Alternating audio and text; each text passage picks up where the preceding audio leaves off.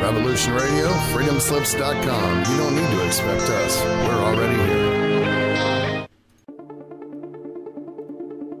Most are afraid of unknown depths, skirting shores thinking world flat, and with the island girls in celebration of new religion. Nobody led me or said this way. I sailed alone on makeshift raft with wind as companion.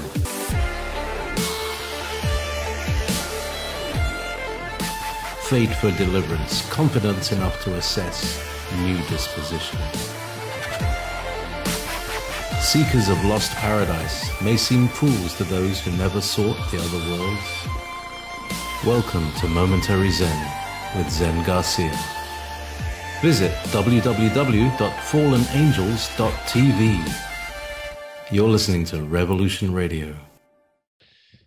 In this lifetime, especially with our being the last generation, I believe we are each tasked with responsibility for awakening ourselves and those who cross our paths to the remembrance of who we are, why we're here, and what this life is really all about.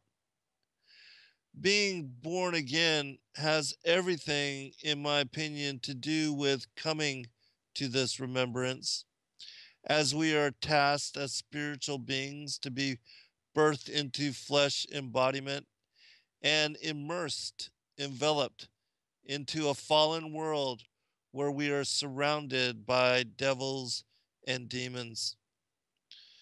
Required to drink from the cup of forgetfulness, we as newborn babes are displaced from the knowledge and certainty of knowing where we are from and who we are. Most never awaken to the realization that we are in a fallen state of being and that this world is an illusion to entrap our spirits into the temptations of flesh and carnality. And while our struggles within the flesh are truly connected to unlocking the grand matrix, in deciphering the illusion parading as reality, most will succumb to death without ever having achieved this as accomplishment. The process of spiritual awakening and being born anew in Christ, in my opinion, involves unlearning all we thought we knew, pushing aside the foundation of everything we've been taught, which made us believe that this world is solely about the mass accumulation of wealth and material items, or that life is only about accruing education and skills which would then allow us to work for and earn enough wages to then lure in attraction, spouse, so that one can then propagate as many children and accumulate as many things as affordability allows. This is the narrow-minded focus of the American dream in becoming a successful, prosperous taxpayer and consumer. Welcome, friends. I'm your host, Zen Garcia. This is Momentary Zen here on Revolution Radio at freedomslips.com.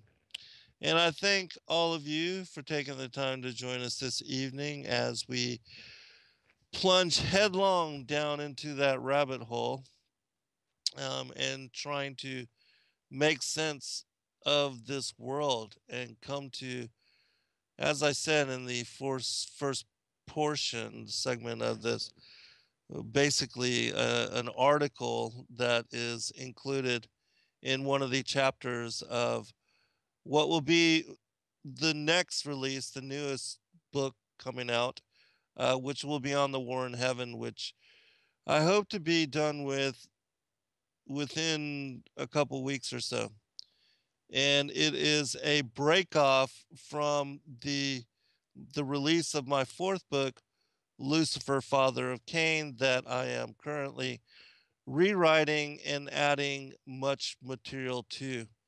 And having now expanded it in well over 700 pages from what was 300, I know that I'm going to have to break it up into segments. And so I thought what I would do is um, break it off in 3 different divisions, which are natural in reviewing the material, anyways. The first being the War in Heaven and how that led to what would be the second book and theme, which is the enmity between the seed of the woman and the seed of the serpent. And then following that up with how Genesis 3, which is, the the passage that speaks of this enmity, and how that led to what is the Genesis 6 incursion of the sons of God and their mating with and taking wives of all which they had chosen from the daughters of Cain. And so I will be releasing these 3 books as I complete in rewrite and adding the abundance of material which I was going to use for what would be a separate and completely um, different book like Lucifer, Father of Cain, number 2. But in this way, I will be able to actually add the material in placement where I think would be best fitting, and where it would also help to emphasize the previous subject matter. And so I think that's going to be the best way to go about it. And then hopefully soon thereafter, I will be able to work with Kathy and others and in converting these books into audio books and audio texts, because I know so many of you just do not have the time to read. And so, welcome. Hello, Mr. Rowe and Wally, Sister Kathy, Lady Horse, Girl, Ellen, PDX, TR3, Karen, Daku, friend of Effie, Kitty, Vobear, Monster, Up, Piney, and Link, and all the others not in immediate scroll. Thank you for taking the time to join us this evening. And so, going to, as Kathy had posted in the chat room, the show tonight is a reflection on how the creator and the creation connect with who we are as the sons of God, previously embodied in spiritual form, but now incarnated into fallen flesh form, and how it is now that we are in human flesh form, we are caught up in the duality of this fallen world and a fallen state of being.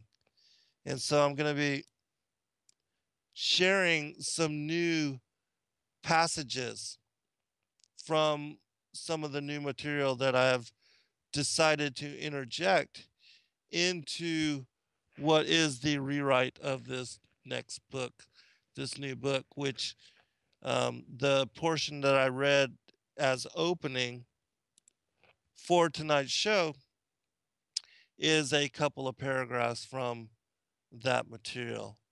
And this is something that a lot of people ask me about um, continuously. And it's something that is not elaborated upon in any great manner by mainstream churchianity and their various pastors, preachers, ministers, priests that so many of you look to for guidance in interpreting and understanding the fullness of the scripture, which is available in most specifically the canonical text. Um, but, this is theme which is greatly elaborated upon in the extra biblical material and specifically in the Nag Hammadi codices, which are, for those that have not read them, they are mainly conversations between the apostles and Yeshua, Jesus Christ, following his resurrection.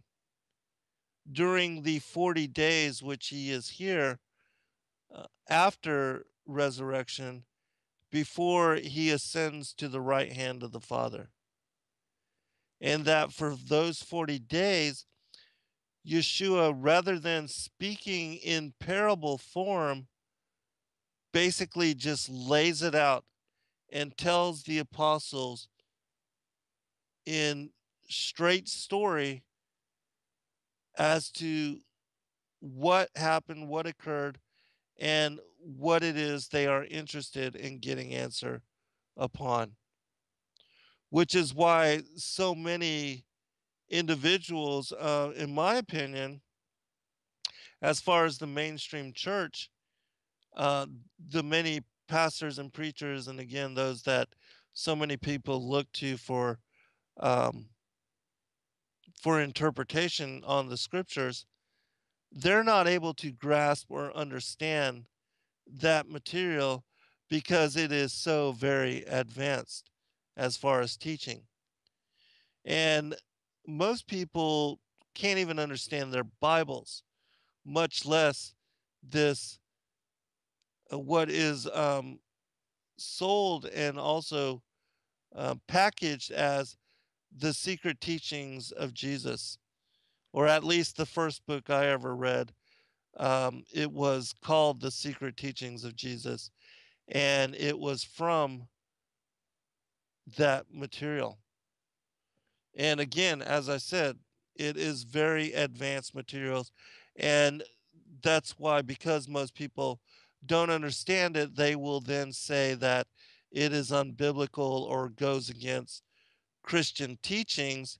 And yet, as I said, most people don't even understand their Bibles. And because they don't understand their Bibles, they most certainly are not going to be able to understand the advanced teachings, which the so-called Gnostic texts that, everybody belittles them or makes fun of them or condemns or judges the codices by calling them Gnostic, which, if you look up the word, it just means wisdom, light, knowledge. And so, which is exactly what they are, but for whatever reason, everybody, thinks Gnostic is a bad or a derogatory term, which it is not. But that again just shows you how much people know.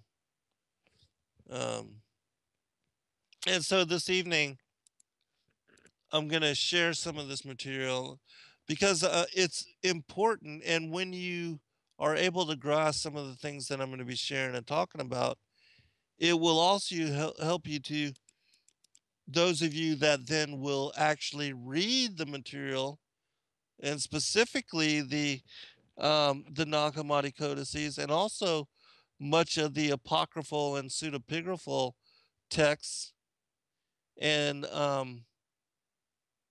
because there's a wide abundance of this material as well that has not been included within the canon. Actually, most things have been excluded from the canon. There were, like, during the time of the canonical process and the early formation of the church, there were in abundance over probably 10,000s of biblical texts, many of them attributed to the apostles, directly to the apostles themselves. And I'm not just speaking about Matthew, Mark, Luke, and John, but the rest, because there were 12. Um, and,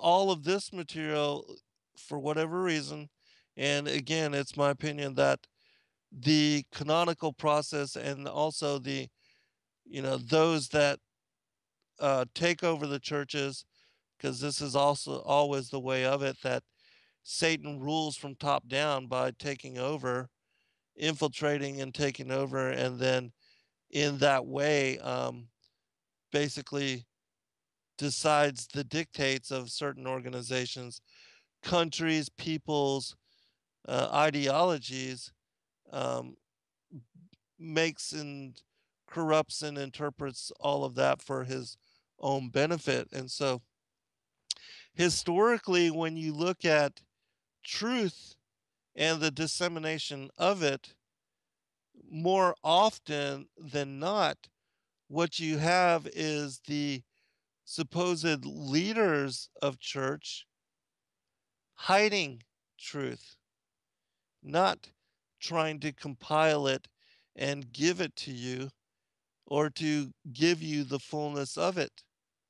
They try to forbid, exclude, eradicate, disappear, dismantle, and limit as much as they can the truth that is available to you as public, as public entity, as collective humanity. And if you don't know that as truth, then you don't know history, because that has always been the way of it. And that is not teaching which has been hidden from us. You have been allowed to at least know that they have most often attempted to keep truth from you and to keep you in the dark. Which is why it says in scripture so many times that the Pharisees have hidden the keys to the kingdom and have, in not entering themselves, have not even allowed you to enter therein. And so, let me follow up in what I was talking about earlier. I'm going to read a little bit more, the opening 2 paragraphs, so as to elaborate just a little bit further on this theme of the American dream and materialism and that whole the matrix, basically being caught up in the matrix, which is a false illusion and a world of make believe. Really, I mean, the whole premise of the 3 Matrix movies, there is absolute truth to them, and that it really is how it is, that we've been disconnected from truth.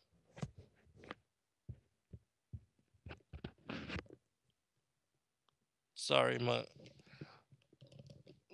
the wire was caught up in the mic. And so let me read a little bit of this before we go to break. This is a follow-up.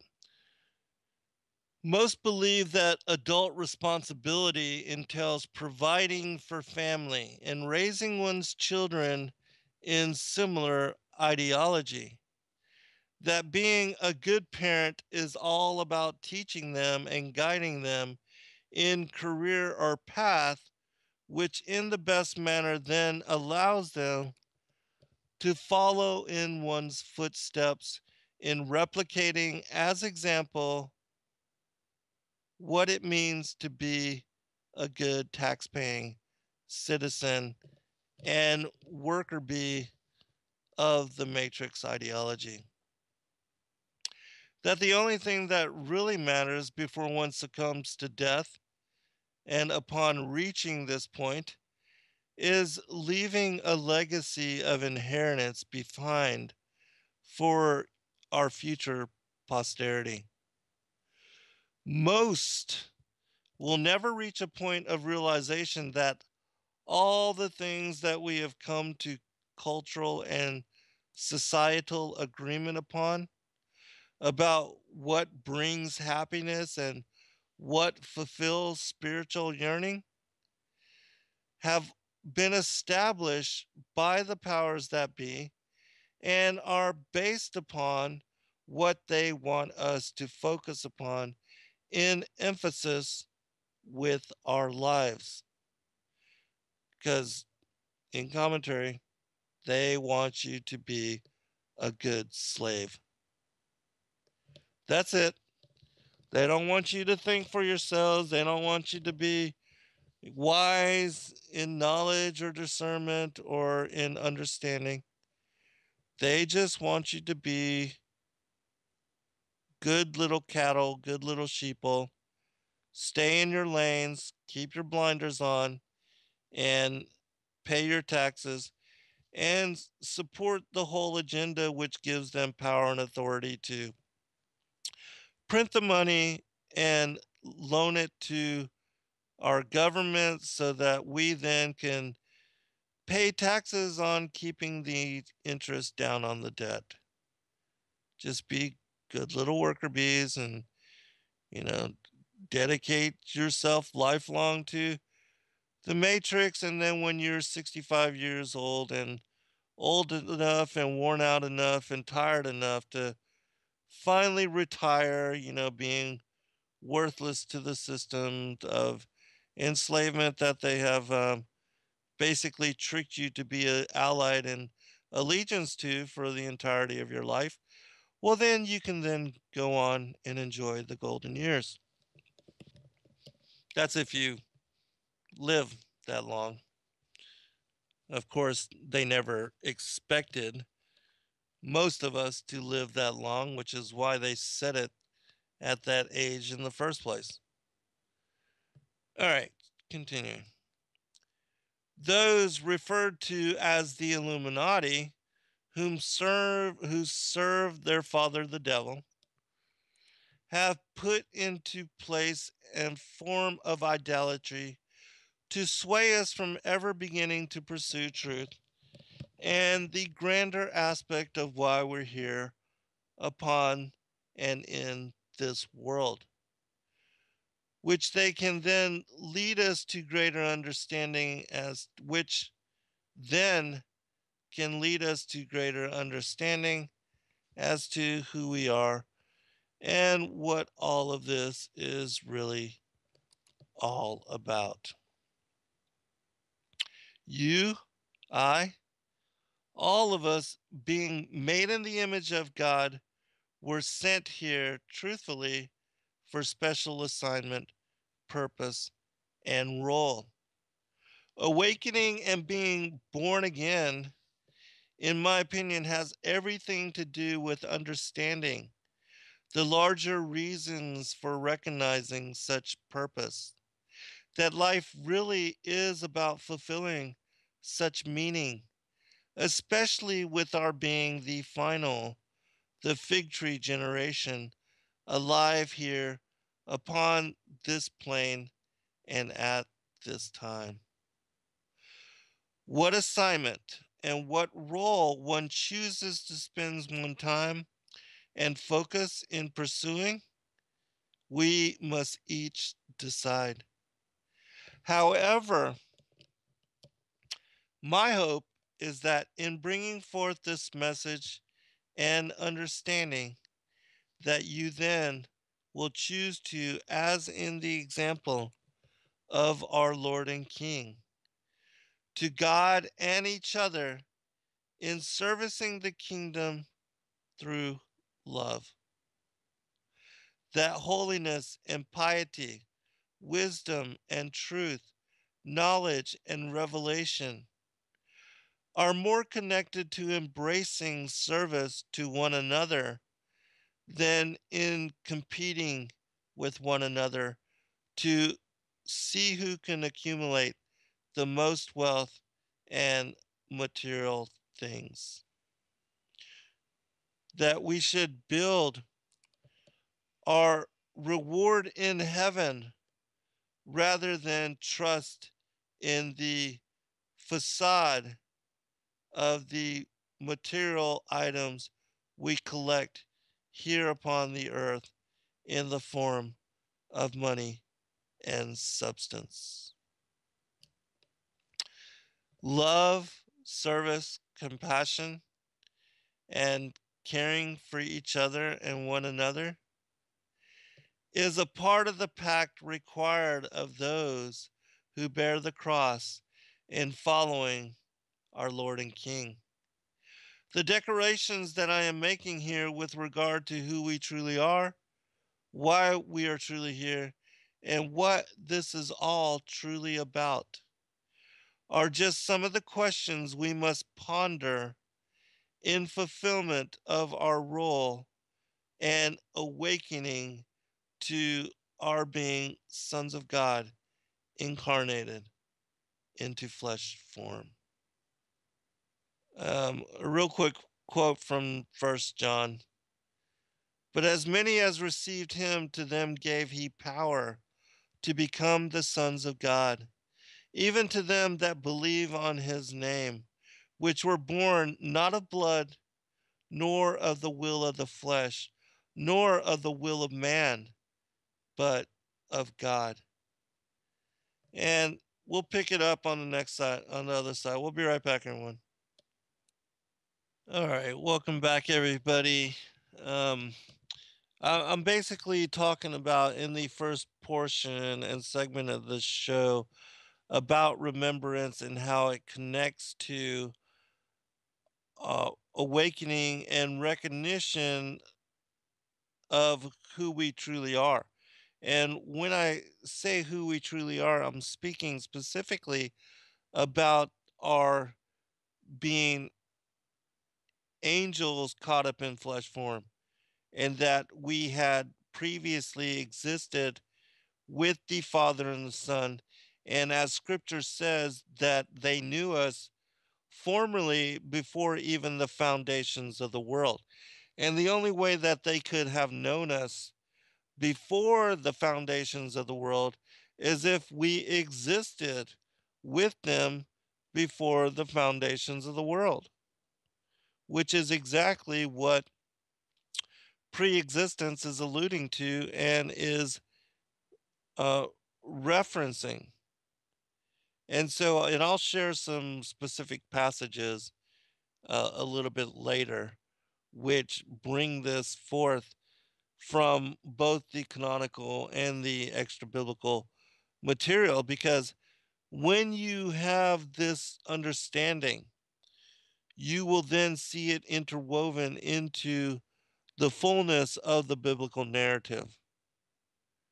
But because, again, most people are not familiar with it and as teaching or as revelation, because it's something that they don't talk about in Sunday school, and it's something most certainly your mainstream pastor, preacher, priest, minister, whatever, because they know nothing about it, they're not going to speak about it.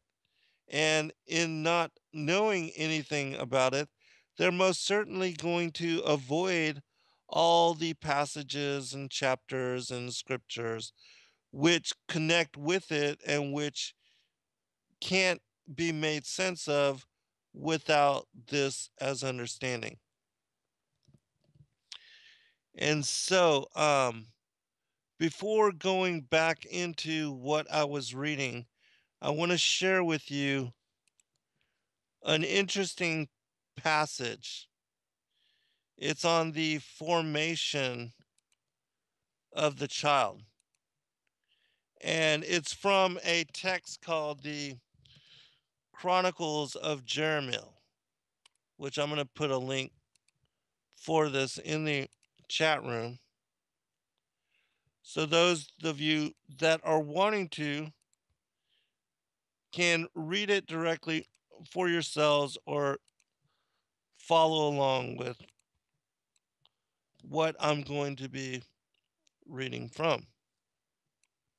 All right, give you a moment to pull up the particular text, and then we will start right underneath where it says the formation of the child.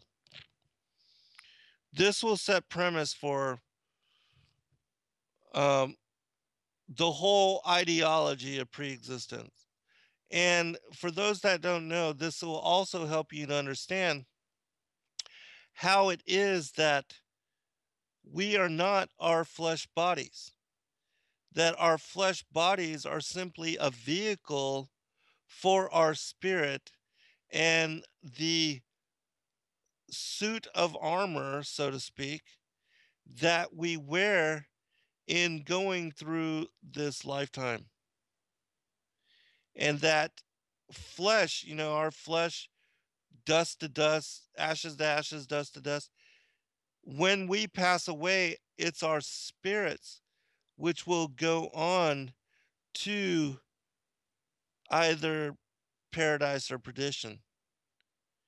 And it's that aspect of ourselves which will be judged accordingly to whether we choose in this lifetime to be allied with light or darkness, good or evil. But that it's our spirits which, when our parents copulate and the egg and the sperm come together and then start dividing in cell and replicating in form, that's our spirits enter into that particular form. And from what I understand, it's when when the cell begins to divide and replicate, at some point the spirit then merges, enters into, and inhabits this particular flesh form, and that this becomes our vehicle for lifetime and embodiment.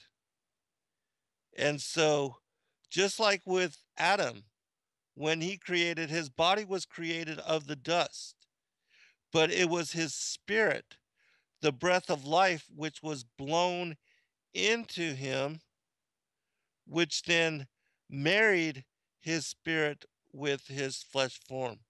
And that Adam also, as a spiritual being, had pre-existed. All spiritual beings, even all the animals, as it says in books like the Traditions of the Jews, the Legends of the Jews, and also the not only the different rabbinical commentaries, but also in passages like Jeremiah chapter 1, verse 4 through 5. The word of the Lord going to Jeremiah, saying, I knew you before you ever entered into the womb of your mother. I foreordained you to be a prophet unto the nation. That these teachings are tied to what we're going to be reading from here. And so, the formation of the child, it says this. I will now proceed to explain the formation of the fetus, which God created when man approaches his wife. God indicates it to the angel appointed over conception, whose name is Layla. God says, know that this night a woman will conceive. Take this sperm Place it into thy hand and break it on the threshing floor into 365 particles. He does so. He then takes the sperm in his hand, brings it to God, and says, O Lord of the world, I have done as thou hast commanded me, and now decree what is to become of it. God then decrees that it will be either strong or weak, male or female, rich or poor, beautiful or ugly, long or short, wicked or righteous. God then makes a sign to the angel appointed over spirits and says, Bring me a certain spirit which is hidden in the Garden of Eden, whose name is so and so, and whose form is so and so. This applies to all the spirits which are destined to be created. For from the very moment when the world was created, all these spirits were prepared for men. As it is said, what has already been has been called by name. The angel brings the said spirit, which when it comes before God, bows down and prostrates itself before him. At that moment, God says to the spirit, Enter thou this sperm. The spirit then opens its mouth and says, O Lord of the universe, I am satisfied with the world in which I have lived from the day on which thou didst create me. If it please thee, do not suffer me to enter this impure being, for I am holy and pure. God replies, The world which I will cause thee to enter is better than the world in which thou hast lived. And when I created thee only for this purpose. God then causes it to enter this new being against its will. The angel then returns and causes it to enter the womb of its mother. Two angels are prepared to watch the embryo during pregnancy. A light shines upon the head of the child, by which it sees from one end of the world to the other.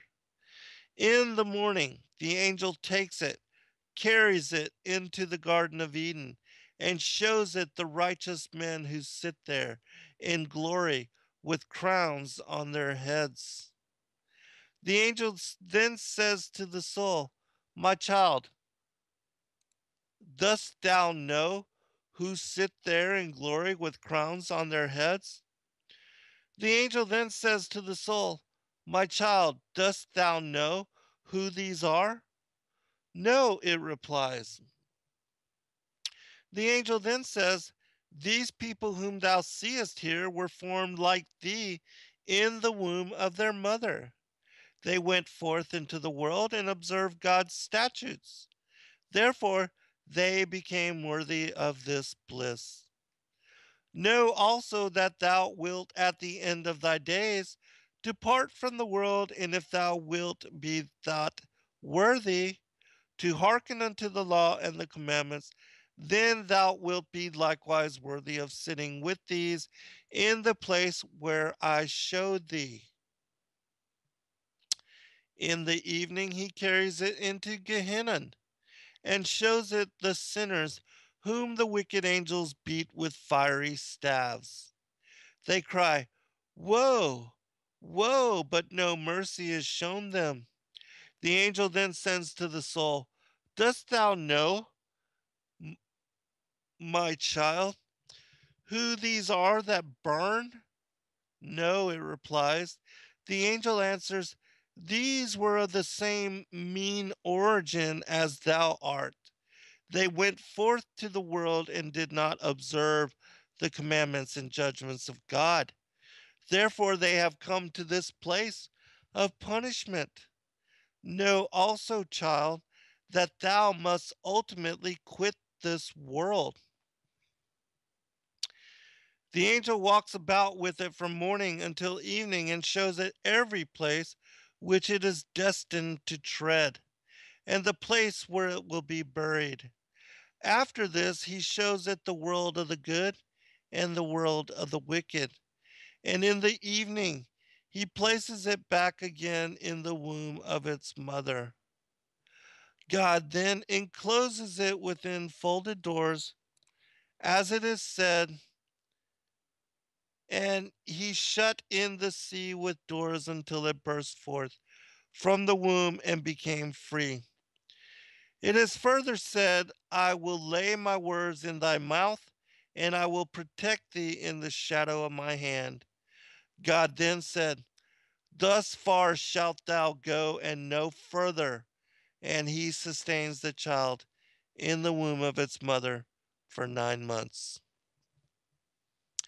At the end of that time, the same angel comes and says to it, come forth, for the time has come for thee to go forth into the world. It replies, have I not already told God that I am satisfied to remain in the place where I was accustomed to dwell? And he replied, the place I will cause thee to enter is better than that world from which thou hast come. Now that it pleases me to remain here, why dost thou wish to remove me hence?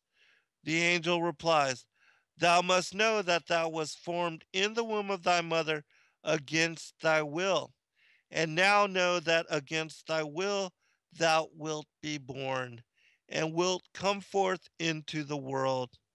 He then immediately strikes it, extinguishes the light, and brings it forth against its will.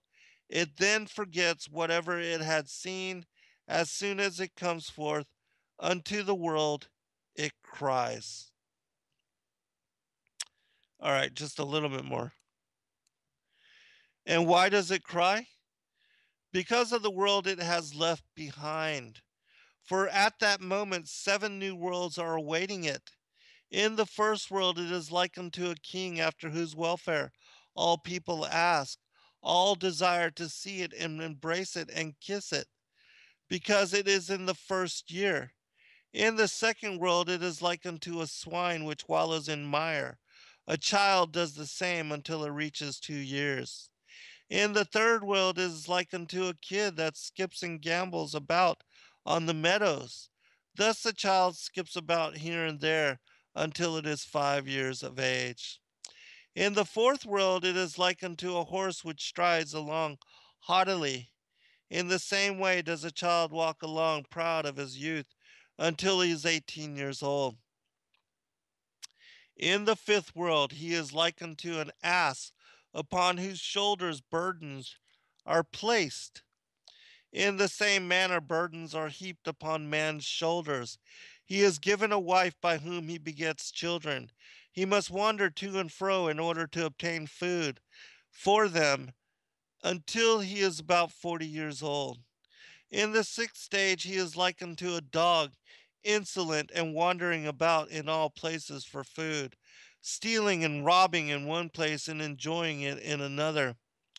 In the seventh stage he is like unto an ape whose appearance is changed in every respect. All the household curse him and desire his death. Even the young children make fun of him, and even the smallest bird wakes him from his sleep. Finally, the time arrives for him to quit this world. When that time arrives, the same angel comes beside him and says to him, what is thy name? To which he replies, so and so. And why dost thou come to me today? To take thee away from this world. When he hears this, he weeps, and his voice reaches from one end of the world to the other. But no creature hears his voice except the cock. Have I not already told thee, he says, not to bring me forth from the world in which I have lived? But the angel replies, have I not already told thee that against thy will thou wast created, against thy will thou wast born, and against thy will thou livest, and against thy will thou shalt die.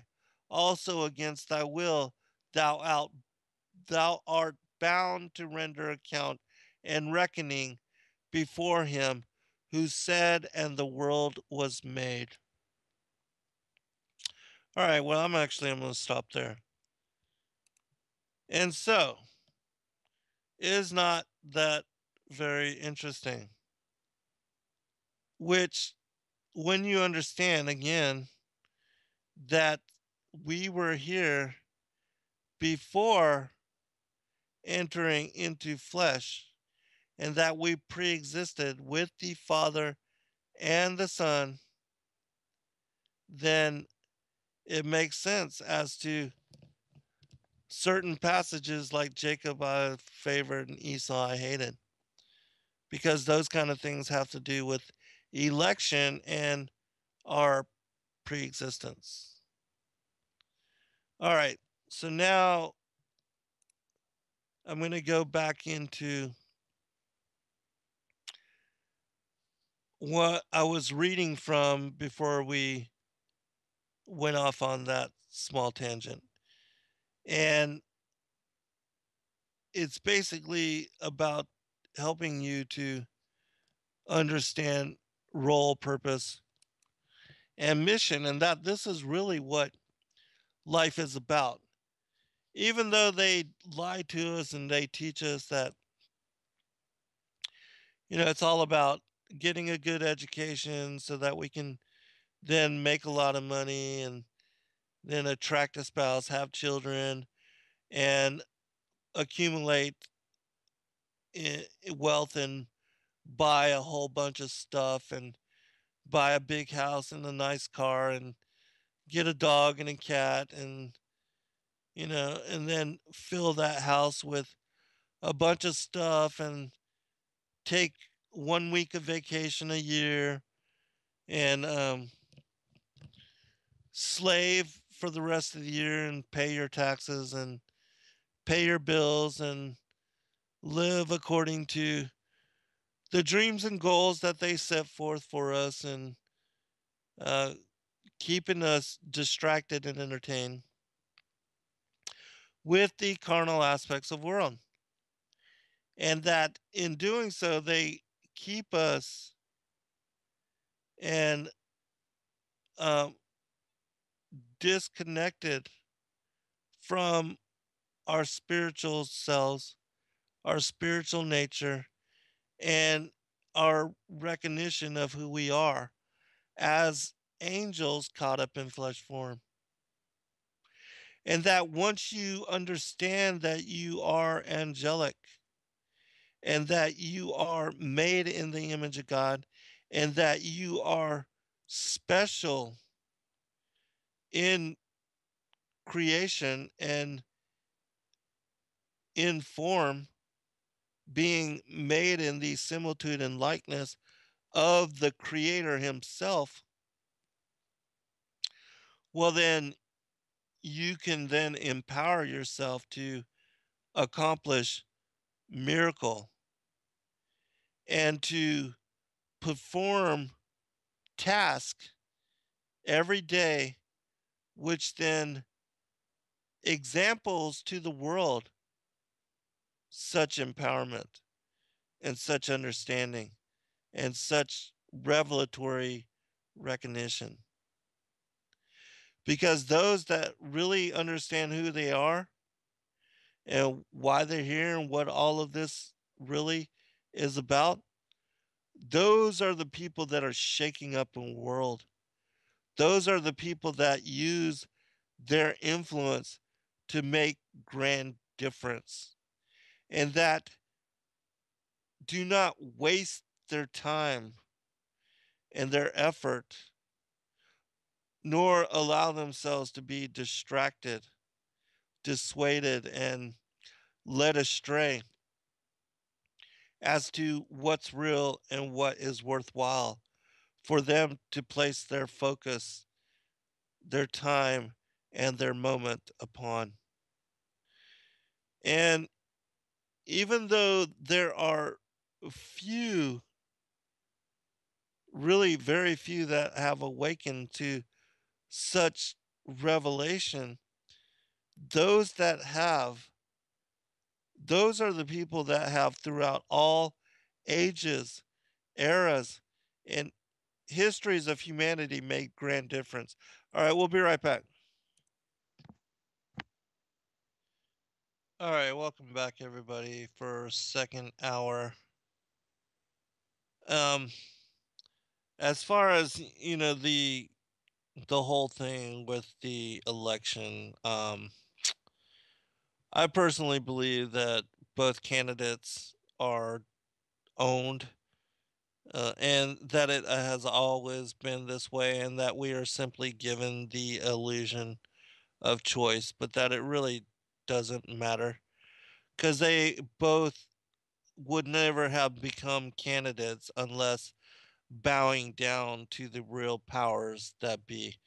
And that presidential candidates are nothing more than prostitutes that sell their integrity, their influence um, to the highest bidder, whether lobbyists or the power elite, which they truly have allegiance to. And that they never would have ever been put into a place where they could come to actually becoming a candidate or actually being elected as president or selected as president, that it's all a dog and pony show. It's all illusion. It's all fun and games, and there's no substance, no reality to it. That we are given candidates largely from the same bloodlines, families, and that I haven't examined or looked into it, but one of my listeners told me that Trump is also cousins with Hillary and their bloodline connected, and which wouldn't surprise me. And I actually kind of expected it because it's been this way for since at least Al Gore and George Bush, John Kerry and George Bush, and even Obama and McCain. That even Obama, even though he's considered the first black president and this, supposed hope and change, he's blood related to part of the same family. And so you're getting the same thing just in a different package. And I know many of you are hyped up on Trump and believe that, he's going to be the next big hope and change candidate and president, and that things are going to be different. We'll see. But I don't believe it. I don't buy it. And I certainly am not going to support it. If I vote, I'll be voting for independent. Um, but and I don't see anything wrong with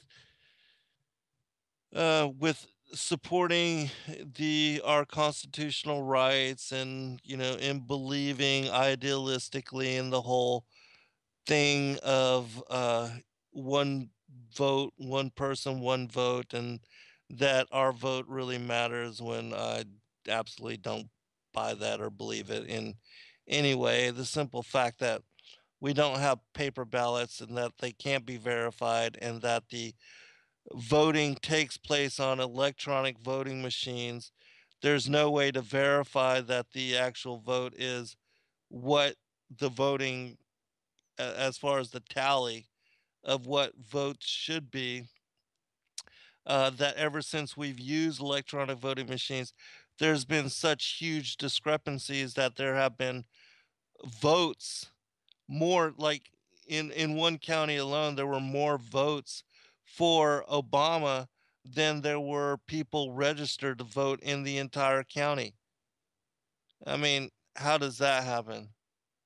Of course, electronic voting machines. You can basically hack into, and the person that wrote the program for hacking into the voting machines, he actually came forth during George Bush's his whole presidency. He ended up being killed. basically got disappeared and shut up. And his story, it was a case, a court case, but it never came in front of the mainstream media, it never went public, and it got quietly closed down when he died. How convenient. And this is the way of it, and it has always been. So, yeah, if you want to believe, but I would invite you to read the false left right paradigm as written about in the occult technology of power, because it shows and verifies in that whole, and I believe it's in section number 3.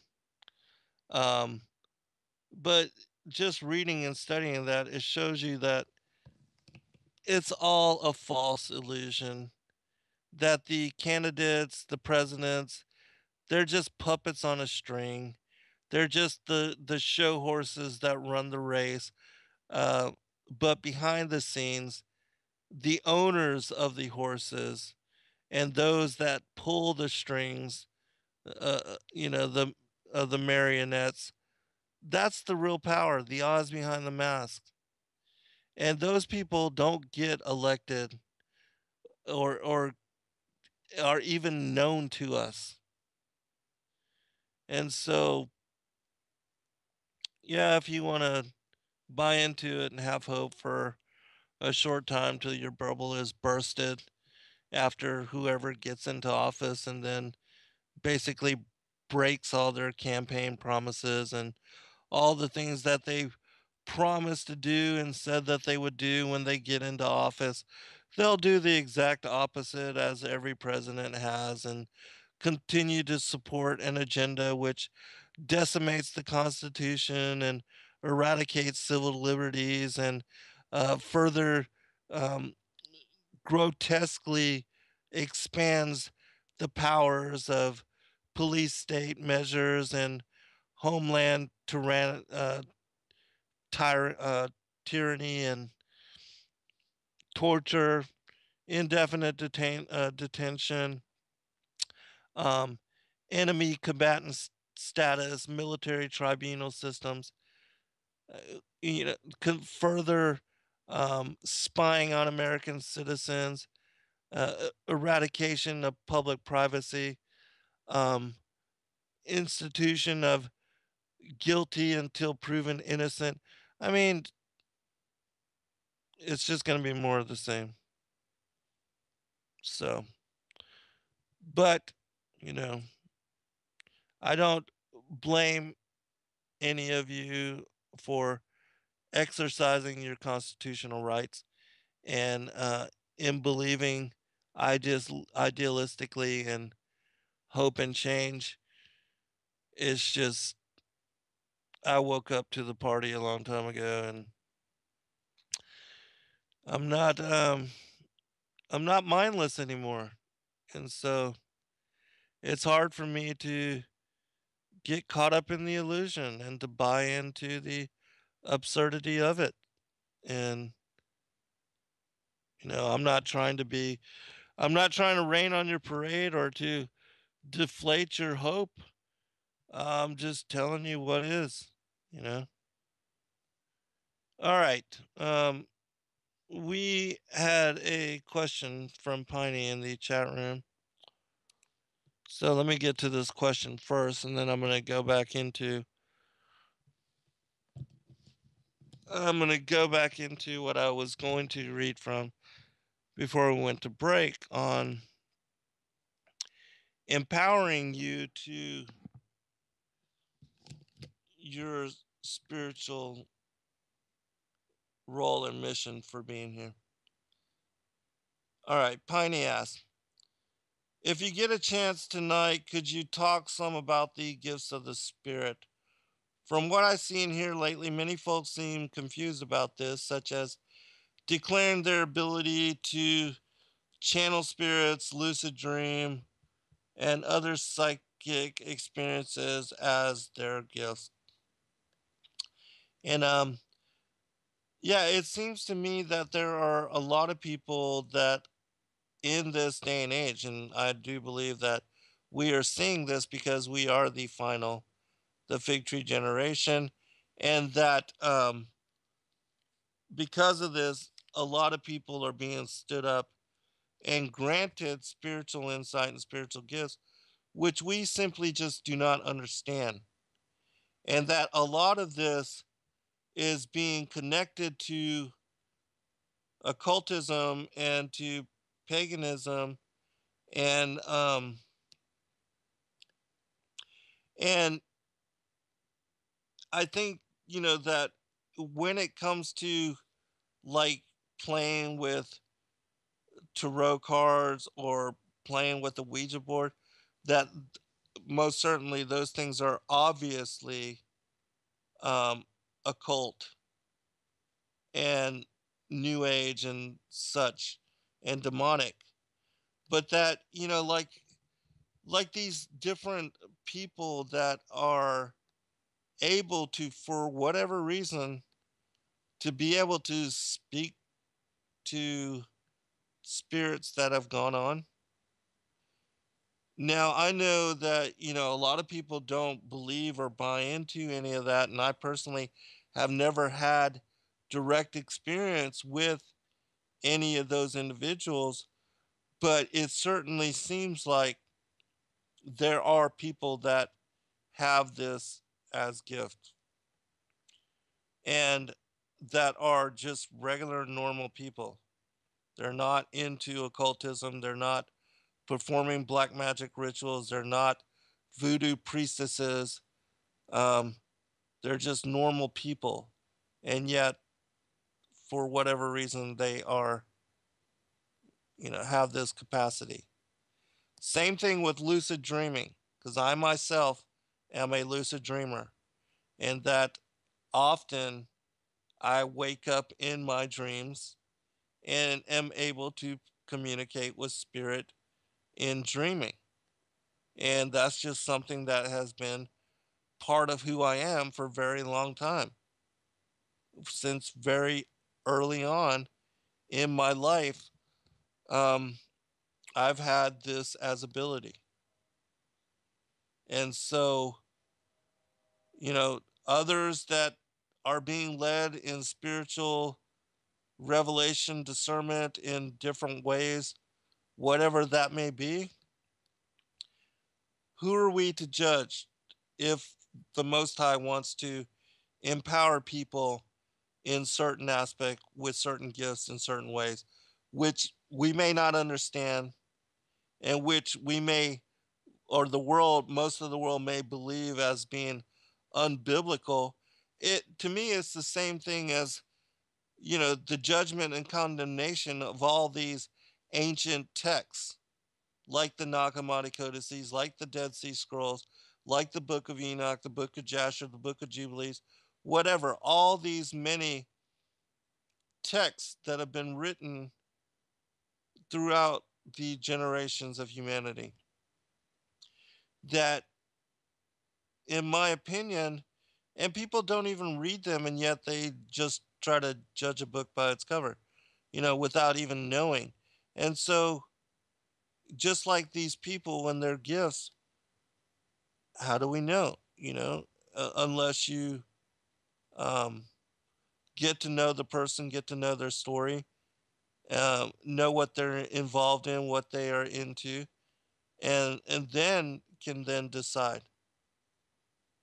Um, and so again, because we are last generation, and even in Joel, it said that the Spirit would be poured out on all flesh. That the old men would dream dreams, the young maidens would be awakening to dreams and visions.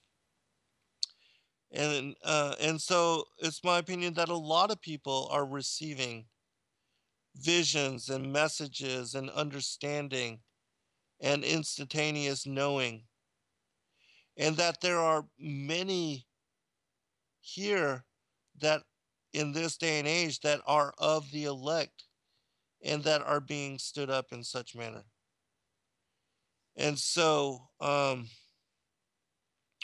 And again, it's my opinion that there is only one worthy to judge, and he will judge when he comes again in return to separate the harvest.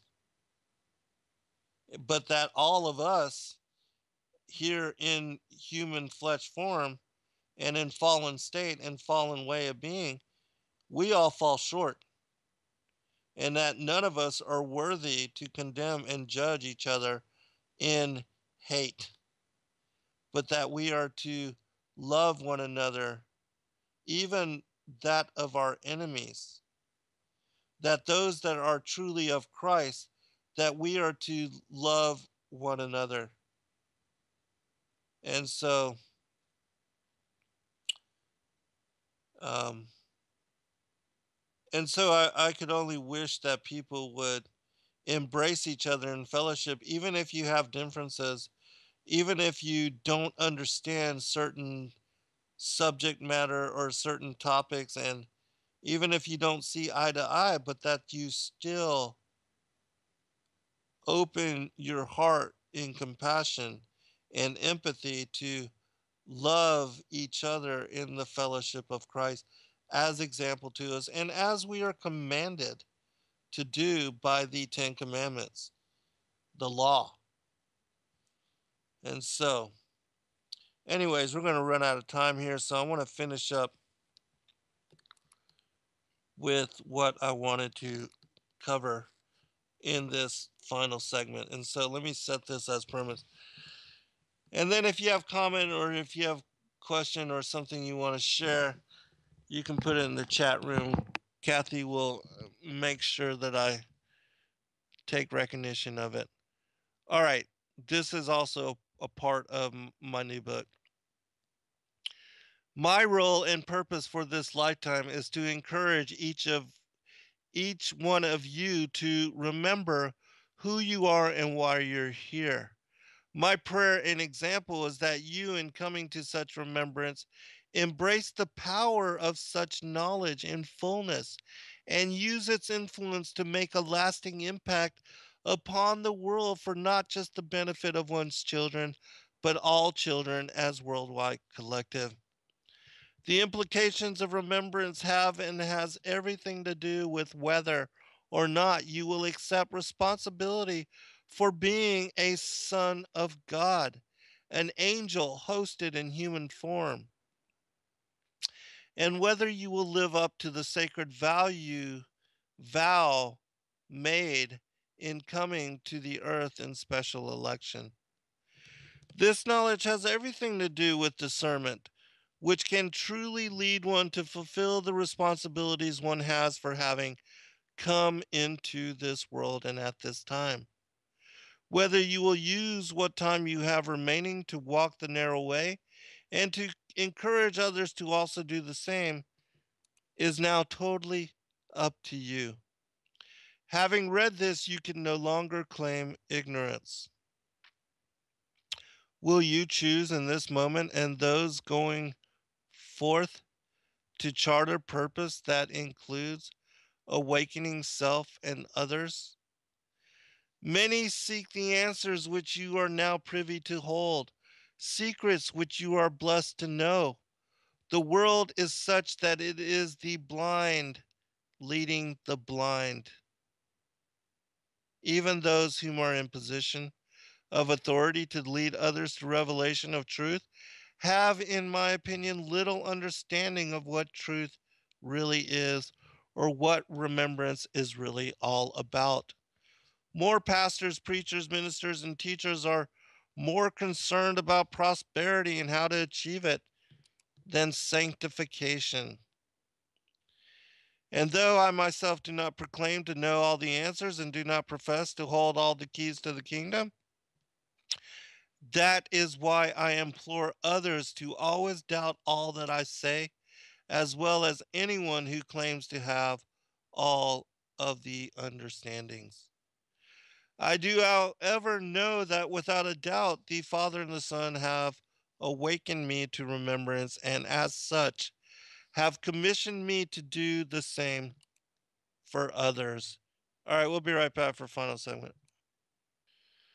All right, welcome back, everybody, for our final segment. And I'm going to just continue reading a little bit of what I wanted to share, and then I'll end in commentary. And I'm actually probably not going to get to the passages from the canon that I was going to bring forth, which connects with pre-existence. If you're interested in that material, just go to my YouTube channel, Zen Garcia or Endeavor Freedom, and you can type in Sons of God or Skyfall Angels of Destiny, and a lot of shows will come up which cover all of that in great detail. Or you can read either of those books and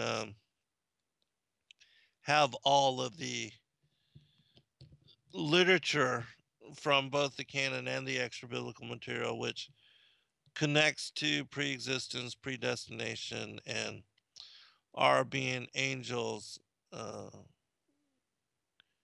fallen, caught up in fallen flesh form. All right, continuing. I pray this book empower you to be the lighthouse that shines forth brightly in dark sea of uncertain knowing. May you be the mighty star which comforts others in safe passage home. May you be the guide that leads others to refuge and protected harbor. May you be the beacon of hope for the children of light that are also seeking answer as to who they are and why they are truly here.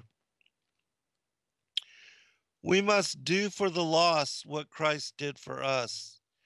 Those who come to know who they truly are and why they are truly here must no longer be stubborn in holding on to ignorance. Having achieved disconnection from the grand matrix, you, like Neo, cannot be persuaded by the lies of this world, which lead most to create misery and madness. Having disconnected, you must decide whether to take the red or the blue pill. Will you then embrace the light which eradicates darkness and determine to break free of the illusion confining so many? Or simply decide truth is too much to handle and empowerment too difficult a revelation to embrace in going forward from here? As an awakened son of God, it would be better for us to never have known and to never have been born than to have been awakened to this information and having it resonate deep within in truthful knowing, to then turn our backs to it or to use such knowledge for the perpetuation or propagation of evil. Awakening is no easy accomplishment and one that eludes most throughout lifetime. You should be congratulated in achievement, which is why I do hope that you make the choice to empower yourselves and others to assisting them in coming to and grasping the riddles that you have now been given eyes to see and which are contained within the gospel. The war in heaven is being repeated daily within the hearts of humanity, and we are in every moment determining with our allegiance, actions, and behaviors whom we wish to serve and who we choose to align with. Serving self is the same as servicing the devil. So make choice wisely. My hope is that those that have been led to my work and that have read my books will, in the example of Christ and myself, choose freely to walk the narrow way and like the elect to serve the Father and the Son in what capacity one can. Be the Ezekiel 33 watchman, whom sounds the trumpet in warning to the people of world. The John 13 foot washer, whom serves each other and one another as portrayed by Savior Messiah. The greatest amongst us are those that in and through love serve God, each other, and one another, without expectation of reward or need for gain. I pray that you too embrace the remembrance that will bring you and others to such knowing, as revealed again within the Word of God. And so, with that, I'm going to end the reading, and I'm just going to answer questions if there are any. If you have any in the chat room, please share with me now. Or if you have commentary or anything of that sort. Also, I'll take a moment to tell you that those of you that are new to the show that have never heard of me speak previously, that I am the author of 10 books. My first book looks somewhere different, praise God, and one of my friends has a copy of, and I'm going to be able to bring that information forward to the public again once more, which I'm excited just to read it for myself. My second book, When the Evening Dies, which actually I was going to tell people that I did locate a few copies of. And so if you are interested, contact me. But, as I said, I've got very few of those. The third, A Different Way of Being. And then my fourth book, Lucifer, Father of Cain, which I am currently rewriting. And my fifth book, Awaken to the New World Order. My sixth book, Sons of God, Who We Are and Why We Are Here. My seventh book, Skyfall, Angels of Destiny, which is about this whole theme and our pre-existence and our predestination, our election. My eighth book, which is on the translations of the Palestinian and Jerusalem Targums, which are the oldest and date back to the 1st century CE and which predate the King James English versions of the Bible by 1500 years and they are Aramaic translations of the original Hebrew Torah that is no longer found extant or available to the public. Fascinating reading, and in my opinion, one of the purest records and accounts of the ancient Torah.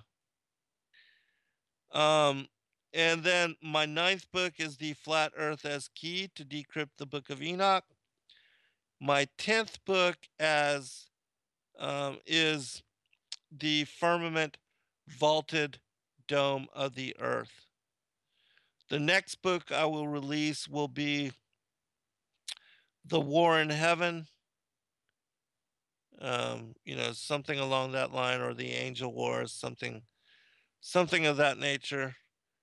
And then at some point I will be releasing Paradise, The Sides of the North, and the Mount of the Congregation, which will be a follow-up on the firmament material.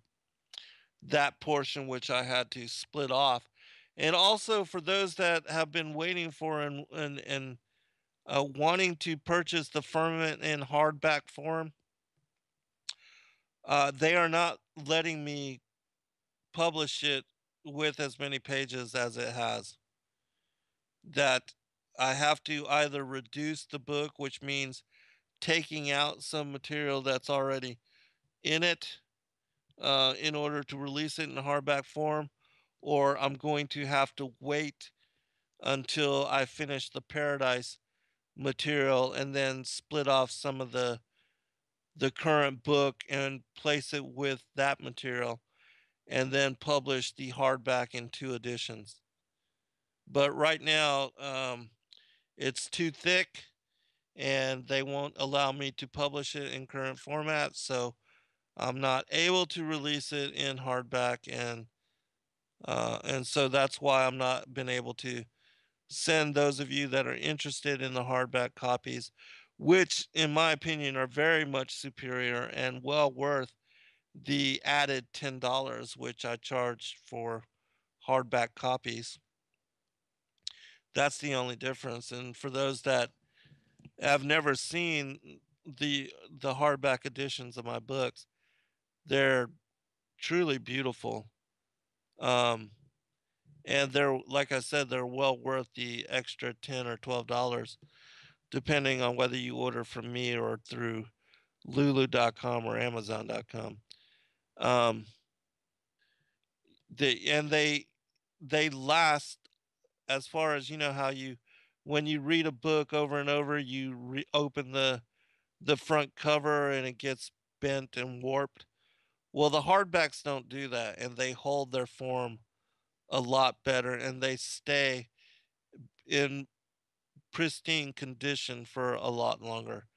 That you can read them numerous times and it doesn't even look like you've even read them at all. Piney asks, is my Firmament book coming out on ebook or audiobook? Yes, it is. And as soon as I have chance to publish it in that format, I will do that. But I will try to do that very soon. I will probably work to finish this book on the War in Heaven, and then I will try to remember to do that, to publish the Firmament book in ebook. Because I know a lot of you like that format and are wanting to get it in that format. And so actually I'm trying to figure out how to do it in Kindle format. There's a certain way about it, and I haven't figured out yet how to do that, but I have released them in PDF format, which is, I guess, similar, but it doesn't have all the the links that most of the Kindle editions have. And so when I can figure out how to do that, or if anybody has skill in doing so and can tell me how to do that, contact me. I know it has something to do with changing the headings and changing the table of contents and some other steps, but like I said, it's not something that I dedicated a lot of time to researching or coming to learn, but it's something that I'm going to have to at some point learn because of our work with the Sacred Word Publishing, which, that's a whole nother thing. We still have to get the website set up for that. And we will be doing that, I guess. Well, I was going to announce the first book that we're going to release through that, but I'm still going to wait. But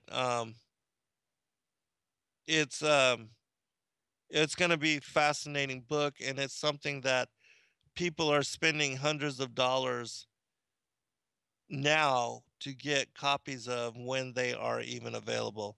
And so we're going to make this particular book that I'm talking about accessible to the public, and and basically charge just a little bit above cost to bring it forth, so that, because we want you to have the material. That's the most important part. Unless you have the material, you can't do your own homework, and you can't come to discernment and deeper relationship with the Most High God. And that's the whole point. That's the work that I'm doing on behalf of the kingdom. And yes, Kathy says, please keep us in prayer on the audiobook adventure. It's new, and our learning of all of that is still new. And so as soon as we get it figured out and can do it, then we will be able to share it. Yeah, and as far as the ebooks, like I said, once I figure out the format, then I will make Kindle versions available for all of them. But right now, the only ones that are available are the ones that were published through Tate Publishing, which are Sons of God and Skyfall, that you can buy Kindle formatted ebooks of those books. But again, I don't know how to do it, so I've not been able to make it available other than just simply PDF. And so that's why they aren't available right now in those formats. And so if anybody is listening and that, again, understands how to, manipulate the text to make it Kindle format, then certainly contact me and let me know, and I'll be glad to update the material and convert it so that, you Kindle readers, and I actually just purchased a Kindle yesterday. But you Kindle readers, I know you like to read your material through that as medium, and that there's a lot of benefits for studying it in that way, which, because I've never used a Kindle, I don't know really much about. But I have a lot of my listeners rave about them and have encouraged me to have them. And because I have so many PDF books and I hate to read on the computer, I decided to get a Kindle. And so that's what I'm in the process of doing, is trying to make all that material available to my Kindle, which I haven't even figured out how to transfer that stuff over yet. And so, it's all a learning process. But once I do, oh man, my research is going to get even more deeper. Even deeper and more profound, because I have just a tremendous amount of information on these PDF formats and electronic copy and version, which I won't spend time reading because I hate reading on the computer. And it's because I do so much writing on it already, and that, and so I don't want to write a whole bunch on the computer and then read more material on the computer. That's why I prefer actual physical books, printed editions. That way I can get out of the house, get into the sunshine, hang out with my rose bushes and my cats, and watch the sun stream across the sky, and watch the chemtrails being sprayed, unfortunately. Um, which that's one of the reasons why I think that here in Georgia, the rains are not allowed to form. And it's been a tremendously dry season this year. And we're like 8 inches below, as far as being in extreme drought. And every morning when I wake up and I go outside, they're spraying chemtrails. They're crisscrossing the sky in like tic-tac-toe pattern, which is totally obviously abnormal. And then all of whatever they're spraying just dissipates into the sky. And it's my opinion that this is part of them creating a high pressure area over the southeast and keeping the rains from being able to form. And it also says in the scriptures, that there will be a time when it won't rain for very, very long time, and the ground becomes like iron. It just bakes so hard and there's no rain. And I believe it has to do with the chemtrailing and that they are creating these artificial high pressure areas in order to keep rain from forming and being unable to manifest into clouds.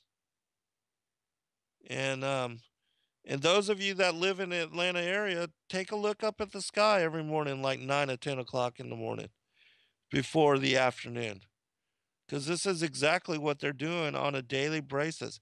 And then ask why it is that we're in such a severe drought. I bet, and for those of you that are in California, send me message as to whether they have been doing this continually for a very long time there in Southern California, and I bet it's the same. And I bet the phenomena is connected and linked to this ongoing high pressure area, the weather manipulation, and the rains being unable to form over these areas, and thus the artificially induced droughts, because it's most certainly not normal. And the fact that we can see this every day and yet everybody denies that something's going on is just, further how plugged into the matrix and how oblivious people are to what's really going on. Yeah, Kathy says they do it there in Tulsa too. But it's really, really bad here in Atlanta. And the fires, that once it gets so dry and there's no moisture in the ground, the fires take place. Um, and so, yeah, it's my opinion that it's all interrelated and connected. Cher says that she had to buy eye drops for chemtrails. Um, it causes people to have breathing problems, causes, induces allergies and sickness and disease.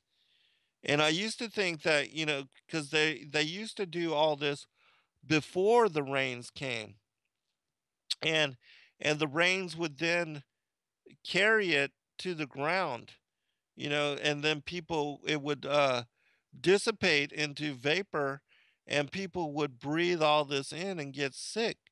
But now the clouds are not forming, and the rainstorms are not forming, and the whole natural rain cycle has been disrupted, and the high pressure remains in place over Atlanta, and so it keeps the rains from forming. All right, God bless all. Good night, and see you next week. Be blessed.